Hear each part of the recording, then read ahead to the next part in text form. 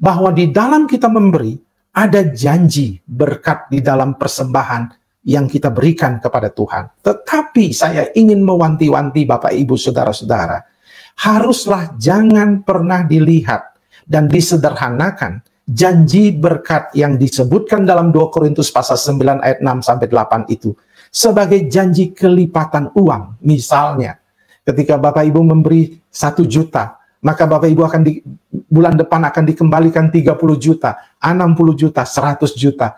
Janji-janji pengembalian secara materi adalah pengajaran palsu, pengajaran sesat yang tidak berdasarkan Alkitab. Jelas, Alkitab mengatakan dalam 2 Korintus pasal 9 ayat 6, tentang memberi adalah seperti orang menabur. Tetapi ketika dia menuai, maka menuai itu adalah menuai sukacita. Ayat yang ke-7 dikatakan kasih karunia akan melimpah. Kita akan berkecukupan di dalam kebajikan atau kebaikan. Kita akan dibentuk karakter kita. Ayat 11 dikatakan kamu akan diperkaya dengan segala kemurahan hati yang membangkitkan syukur kepada Allah oleh kami. Jadi yang ketiga, ada janji berkat di dalam memberi, tetapi janji berkat itu bukan janji materi semata, tetapi janji holistik. Jangan pernah berpikir ketika saya memberi persembahan, bulan depan bisnis saya akan dikembalikan secara materi juga. Sebuah pendekatan yang sangat keliru di dalam kita mengajarkan pemberian. Ingat, pemberian itu mengembalikan apa yang Tuhan telah berikan kepada kita. Dan kita lakukan dengan syukur. Dan ketika ia mengembalikannya dengan janji, janji itu adalah dia memperkaya karakter kita, memperkaya kasih kita, memberikan kekayaan dalam bentuk sukacita, ada damai, yang di dalamnya kita kemudian akan lebih efektif lagi dalam bekerja, dalam berusaha, di dalam kita memiliki kesehatan dan kekuatan. Menjadi karakter kita diperkaya menjadi serupa dengan Kristus. Itu yang kita harus ajarkan kepada jemaat tentang belajar memberi 1/10 dari apa yang kita punya kepada Tuhan. Tentu inilah sebuah proses perjalanan iman yang tidak ada dalam kutub atau hukum Taurat yang membuat saudara berhubungan dengan keselamatan. Tidak ada kaitan, tetapi justru membuktikan keselamatan kita ada di dalam Kristus dengan kita memberi sacrificially, dengan penuh pengorbanan, generous, dengan penuh kemurahan hati, dan tidak ada paksaan di dalamnya. 2 Korintus pasal 9 ayat yang ke-7. Yang persepuluhan, benarkah tidak alkitabiah? Pertanyaan ini sangat klasik, yaitu apakah orang Kristen masa kini wajib memberikan persepuluhan? Ini pertanyaan klasik yang sering harus dijawab, dan banyak sekali pertanyaan yang tidak pernah henti-hentinya.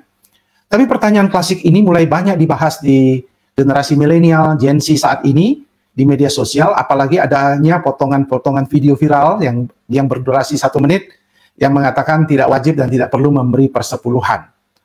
Dan memang, di Indonesia ini mulai muncul, karena adanya isu yang di mana ada peristiwa-peristiwa oknum-oknum hamba-hamba Tuhan yang suka flexing, memamerkan kekayaannya di media sosial. Kita tahu di Instagram bagaimana mereka mempertunjukkan gaya hidup mewah mereka. Tapi pada saat yang sama mereka mengkhotbahkan tentang pemberian, sehingga netizen-netizen yang cerdas, warganet yang cerdas lalu mempertanyakan, layakkah pemberian-pemberian yang diberikan untuk persembahan kepada gereja atau kepada Tuhan digunakan untuk hidup bermewah-mewah oleh oknum-oknum tertentu? Nah, inilah yang menjadi sorotan. Tetapi fokus saya bukan kepada hal-hal yang terjadi di media sosial, tetapi fokus kita adalah kepada hakikat, yaitu tentang persepuluhan itu sendiri. Karena itu kemudian menjadi kontroversi tentang hal itu. Nah, kita harus melihat apa kata Alkitab, apa pengajaran yang benar tentang pemberian persepuluhan kepada Tuhan. Ada 4 hal yang kita akan renungkan di waktu yang tidak panjang ini. Yang pertama adalah memberikan persembahan kepada Tuhan tidak pernah berhenti sampai di perjanjian lama saja. Persembahan adalah bagian integral dari penyembahan kita kepada Tuhan. Sebuah ekspresi syukur dan kasih yang kita berikan kepada Tuhan, dan tidak hanya berlaku di perjanjian lama saja, tetapi sampai perjanjian baru, gereja mula-mula, dan sampai kepada hari ini. Contoh, kalau kita lihat di perjanjian lama tentu banyak sekali perintah-perintah dalam hukum Taurat maupun dalam perintah perjanjian Musa atau Mosaic Covenant. Tetapi dalam perjanjian baru, kita melihat juga ada perintah-perintah itu, baik 1 Korintus 16 maupun pengajaran Paulus dalam 2 Korintus 8 dan 9. Saya ingin membacakan salah satu perintah dalam 2 Korintus pasal 9 ayat 6 sampai 12. Dikatakan begini, "Camkanlah ini, orang yang menabur sedikit akan menuai sedikit juga, orang yang menabur banyak akan menuai banyak juga.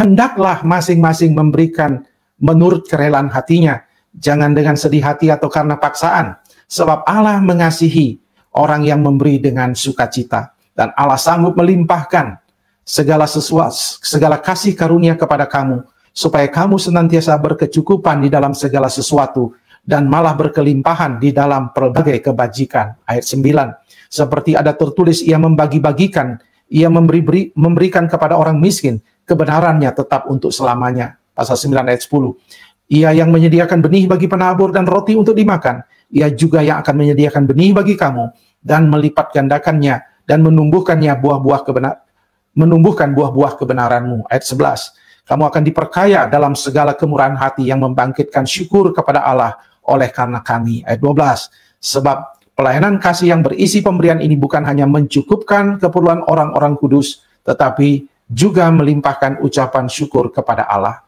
Ini hal yang pertama, membuktikan bahwa sejak perjanjian lama sampai perjanjian baru dan sampai hari ini, persembahan itu harus tetap dilakukan dan bagian integral dari penyembahan sebagai bukti syukur dan kasih kita kepada Tuhan. Itu prinsip yang pertama. Yang kedua adalah bagaimana dengan jumlah persembahan itu. Di dalam kita melihat prinsip yang kedua adalah memberi persembahan itu sebenarnya melebihi persepuluhan.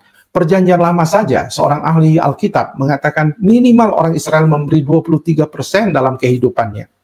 Nah, bagaimana dengan perjanjian baru? Kalau kita melihat perjanjian baru, maka kita akan menemukan prinsip stewardship, bahwa seluruh harta yang kita punya adalah milik Tuhan sendiri. Bahkan itu dicontohkan dalam sebuah peristiwa yang terisolasi dalam konteks tertentu, bagaimana jemaat mula-mula mempersembahkan seluruh persembahannya untuk dipersembahkan dalam pekerjaan Tuhan. Kita lihat di dalam Kisah Para Rasul yang mula-mula, tentu itu peristiwa khusus, tetapi prinsipnya tetap sama, bahwa seluruh harta kita adalah milik Tuhan. Maka dalam prinsip memberi, prinsip yang kedua yang Alkitabiah adalah kita harus memberi dengan rasa syukur, penuh kasih kepada Tuhan, dan prinsip 2 Korintus pasal 9 ayat 7, sacrificially, memberi dengan penuh pengorbanan, generous, murah hati, rela hati, dan tidak ada paksaan. Sacrificial, generous, dan tidak ada paksaan. Jadi kita melihat itu prinsip dalam memberi. Nah, bagaimana dengan konsep persepuluhan? Di dalam perjanjian lama tentu ada. Kita melihat hukum Taurat, ada Mosaic Covenant.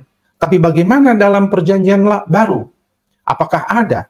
Jelas, kata memberikanlah persepuluhan kepada Tuhan, kata itu tidak ada. Tetapi perhatikanlah pernyataan Yesus di dalam Matius pasal 23 ayat 23. Perhatikan ayat itu. Dikatakan begini, dalam Lukas 11 ayat 42 bisa lihat perbandingannya. Lukas 23 ayat 23 berkata begini, "Celakalah kamu, hai ahli-ahli Taurat dan orang-orang Farisi, hai kamu orang-orang munafik, sebab persepuluhan dari selasih, adas manis, jintan, kamu bayar, tetapi yang terpenting dalam hukum Taurat kamu abaikan, yaitu keadilan dan belas kasihan dan kesetiaan." Yang satu, kata Yesus, harus dilakukan, dan yang lain jangan diabaikan. Kalau kita melihat prinsip ini, jelas tidak ada perintah, tetapi jelas Tuhan Yesus sendiri mengatakan bahwa hal ini tidak wajib tetap dilakukan, tetapi yang satunya jangan diabaikan. Artinya, seluruh hidup kita kita harus berikan persembahan itu kepada Tuhan, hukum Taurat itu tetap bisa, pemberian persepuluhan itu tetap dapat dilanjutkan dalam konteks anugerah Tuhan Yesus Kristus, bukan dalam kerangka, dalam konteks hukum Taurat, bukan dalam konteks Mosaic Covenant, perjanjian covenant, di mana di situ bersifat kutuk, ada kewajiban yang bersifat hukuman dan berhubungan dengan keselamatan. Tetapi di dalam konteks pemberian persepuluhan dalam konteks Yesus adalah konteks anugerah, bahwa ketika saya sudah diselamatkan, untuk membuktikan kasih saya kepada Tuhan dan perjalanan iman kasih saya kepada Tuhan, maka saya memberikan seluruh hidup, harta saya, waktu saya, tenaga saya, kasih saya, keadilan, kesetiaan saya kepada Tuhan. Semuanya itu wajib kita persembahkan sebagai rasa syukur kepada Tuhan. Itu sebabnya, maka gereja in general, secara umum, maka walaupun persepuluhan tidak lagi dalam konteks hukum Taurat dan tidak ada kutuk di dalamnya, tetapi pemberian persepuluhan itu adalah satu cara standar bagi kita orang percaya untuk membuktikan kasih kita kepada Tuhan, sebagai relasi kita kepada Tuhan, bahwa yang kita punya ini adalah milik Tuhan sendiri. Jadi, saya sungguh mendorong Bapak Ibu melanjutkan praktik daripada pemberian persepuluhan ini, karena Kristus sendiri melihatnya dalam konteks anugerah, konteks kasih karunia, konteks di mana kita ingin memberikan yang terbaik bagi Tuhan, dan standarnya adalah kita mulai mempertunjukkan itu dengan memberikan persepuluhan kepada Tuhan. Tetapi ingat, dia tidak di bawah konteks hukuman, dia tidak di bawah konteks kutuk, dia tidak di bawah konteks di mana ada ancaman di dalamnya. Tetapi ini adalah bukti kasih kita kepada Tuhan. Gereja pada prinsipnya tidak boleh memaksa, tidak boleh menakut-nakuti, tetapi gereja mengajarkan tentang pemberian dengan mengajak, karena ini sebuah perjalanan iman, pengalaman iman daripada orang percaya itu sendiri. Jadi yang kedua adalah bahwa standar kita memberi adalah sebenarnya seluruh hidup kita adalah milik Tuhan. Tetapi kemudian Tuhan mau kita mulai melangkah dengan iman, dengan belajar memberi 1/10 dari apa yang kita punya kepada Tuhan.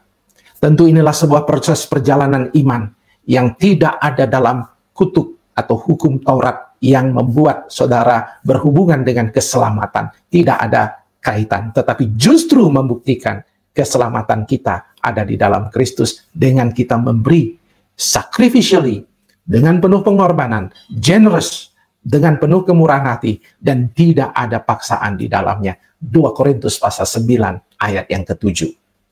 Yang ketiga prinsipnya adalah bahwa di dalam kita memberi ada janji berkat di dalam persembahan yang kita berikan kepada Tuhan. Tetapi saya ingin mewanti-wanti Bapak Ibu Saudara-saudara, haruslah jangan pernah dilihat dan disederhanakan janji berkat yang disebutkan dalam 2 Korintus pasal 9 ayat 6 sampai 8 itu sebagai janji kelipatan uang. Misalnya, ketika Bapak Ibu memberi 1 juta, maka Bapak Ibu akan bulan depan akan dikembalikan 30 juta, 60 juta, 100 juta.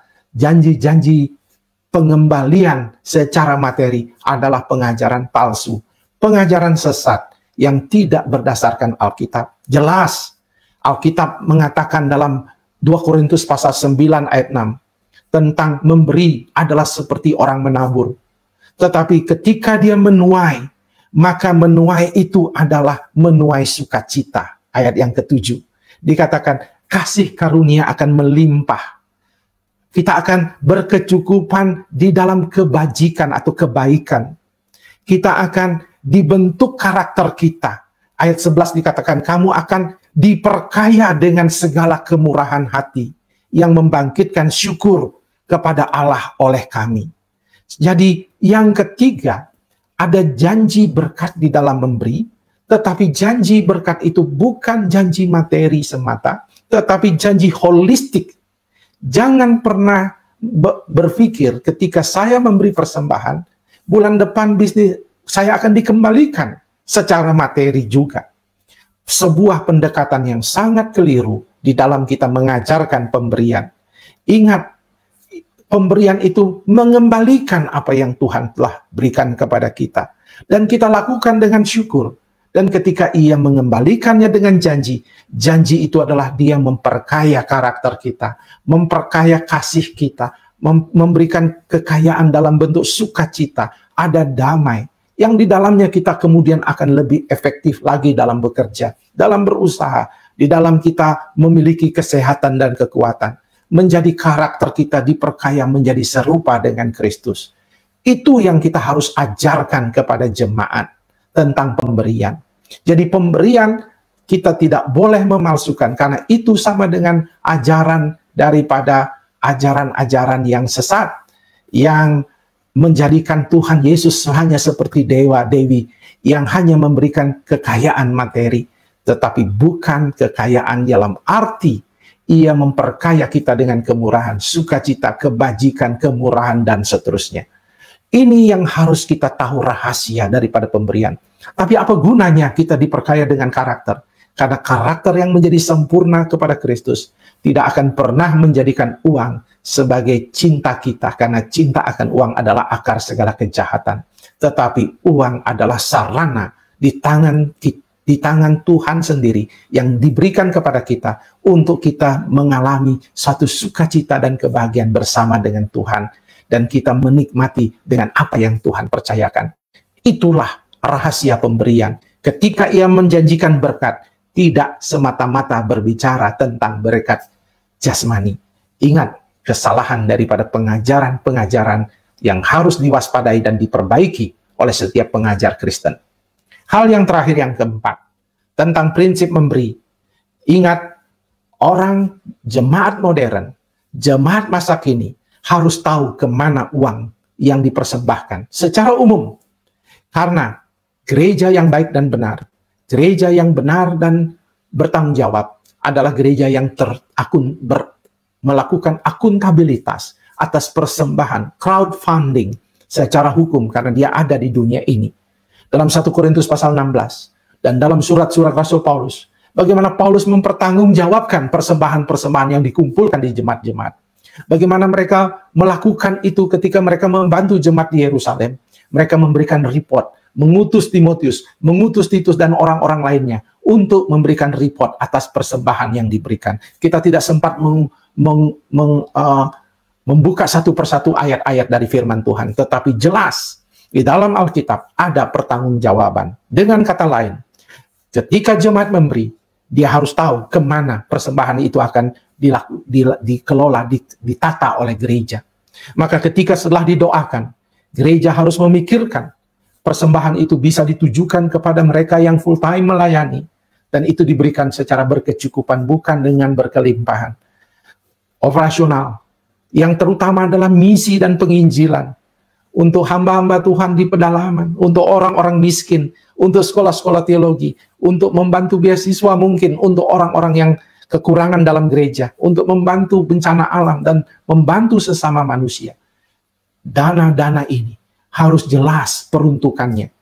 Kalau hanya untuk memperkaya diri, disimpan untuk memperkaya diri, memperkaya oknum-oknum, maka kita harus mempertimbangkan kembali bahwa itu bukan gereja yang sehat, bukan gereja yang benar, bukan gereja yang dikehendaki Allah. Karena uang yang kita berikan sebagai jemaat, kita rindu bahwa ini dipakai untuk pelayanan, bukan untuk disimpan, bukan untuk digunakan berfoya-foya atau membuat hamba Tuhan itu bermewah-mewah, luxury, flexing, dan seterusnya. Tetapi mereka melakukannya, gereja melakukannya untuk misi, untuk jiwa-jiwa, untuk orang-orang miskin, untuk orang-orang yang membutuhkan pertolongan. Gereja harus bermisi.